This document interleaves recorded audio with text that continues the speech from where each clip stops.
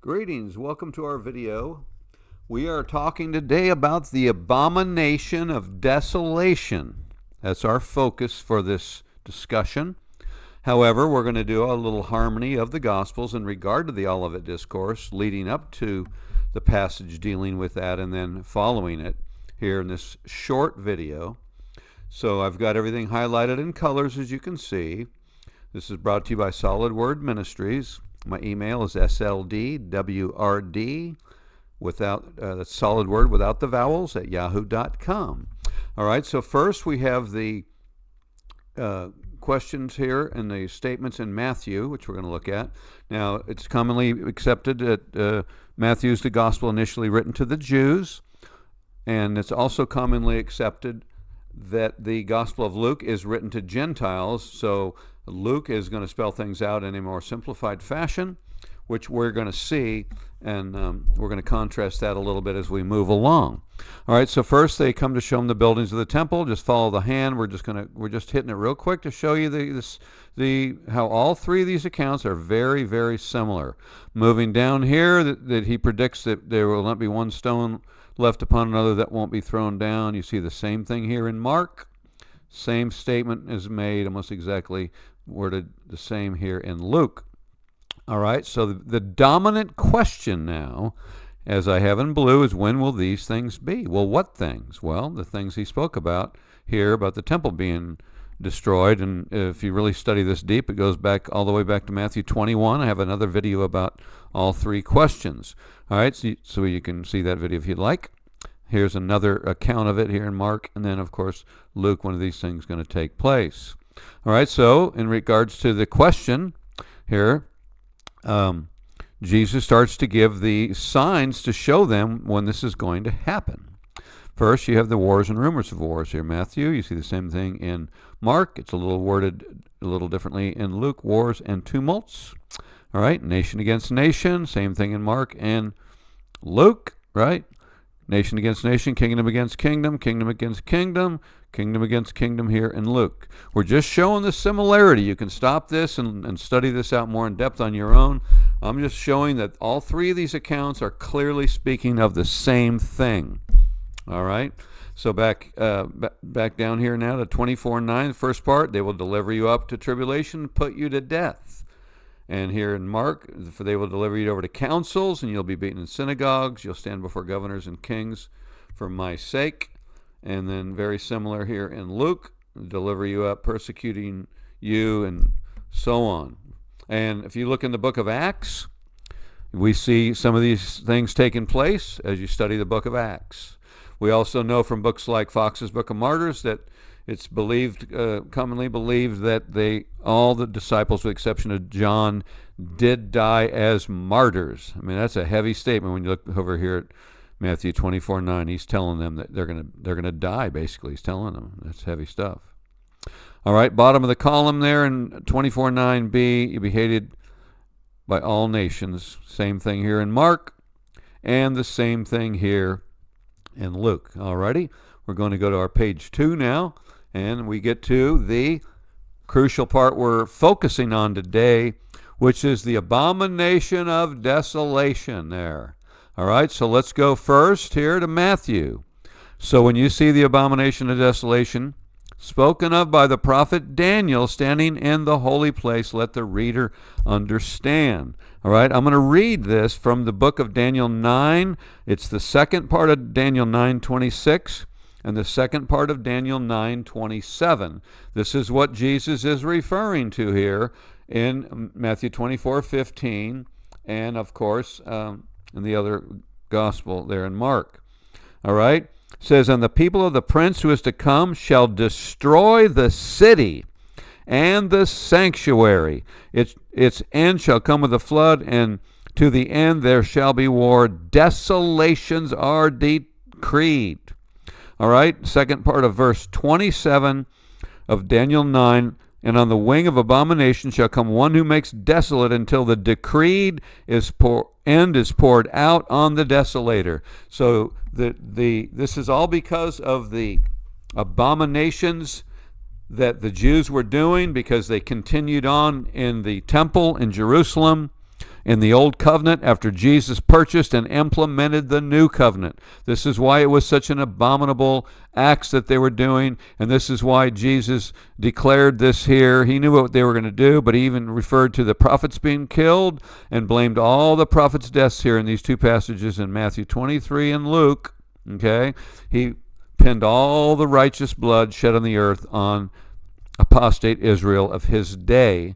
And this is why he declares their house desolate in Matthew 23. All right? So it's the abomination of desolation in Matthew.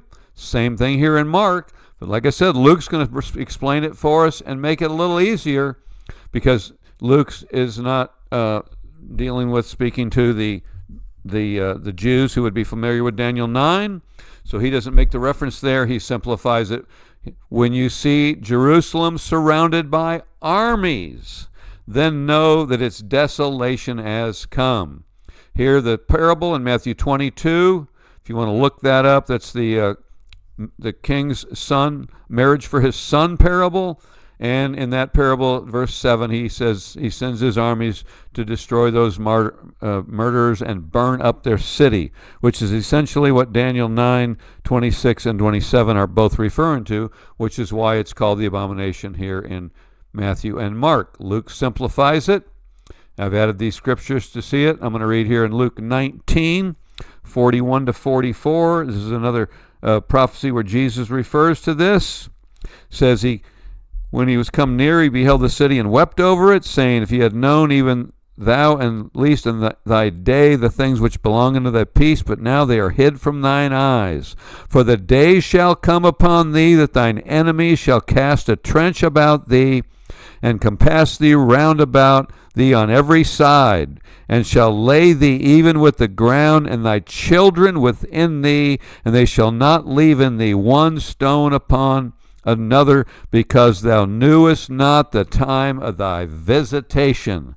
That's Luke 19, 41 to 44. So this is a similar statement of the beginning of this discourse we looked at on the other page. He's predicting that the whole thing's coming down, right? Luke reveals here what the abomination is. It's when Jerusalem surrounds the place and it gets desolated. This is by the Roman armies. All right. Moving along here now. The signs after this is predicted. What are they to do? Flee to the mountains. Mark 13, 14b, flee to the mountains. Here in Luke 21, same thing. Flee to the mountains. All right. Here in Matthew 24, fear on the housetop. Don't go down to take what's in the house. Here, don't go back to get anything out. It's a similar statement in Luke. Let those who are inside the city depart, and let not those who are in the country or out in the country enter it. Similar statement here down in Matthew 24. If you're in the field, don't turn back to get your cloak. Same thing here.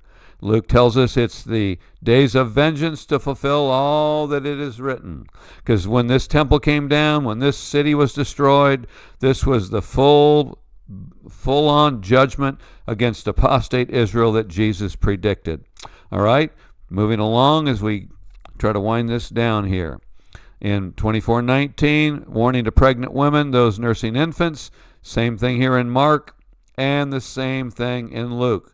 We're showing the signs before the abomination are the same, and we're showing that the signs after the abomination are the same.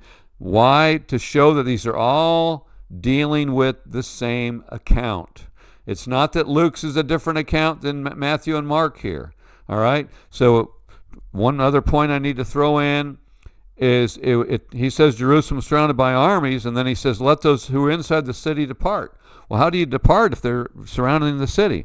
Well, what happened and what's recorded in history is the city was surrounded by the Roman armies, but they didn't go in it the first time they surrounded it. They dispersed. And when they dispersed, all the Christians that were in there, they left and went to Pella. This is documented in history. So they got out just like these scriptures. These scriptures warned them, and they knew of these statements. That's how the Christians were able to escape and get out of there without being killed.